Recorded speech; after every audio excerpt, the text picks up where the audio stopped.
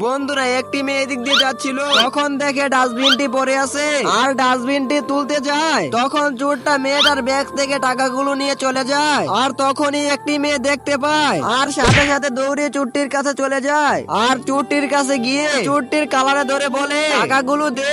চুট্টি দিতে চায় না, তাই চুট্টির কাছ থেকে ছিনিয়ে নেয় আর বলে ওই মেয়েটার কাছ থেকে টাকাগুলো চুরি করে নিয়ে আসছো। তখন চুট্টি বলে, টাকাগুলো আমার। তখন লোকটি বলে, তুমি কি এখান থেকে যাবে নাকি পুলিশকে খবর দিব?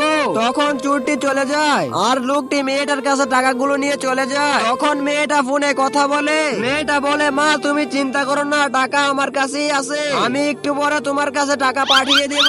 আর লোকটা এসে মেয়েটাকে ডাক দেয়, ডাক দিয়ে বলে, তোমার পার্স থেকে টাকাগুলো চুরি করে নিয়ে গেছিল। আর তখনই আমি দেখে ফেলি আর টাকাগুলো উদ্ধার করে নিয়ে আসি। আমি এখন যাই, আমার কাজ আছে। বন্ধুরা মেয়েটার জন্য একটা লাইক সাবস্ক্রাইব করে দিও।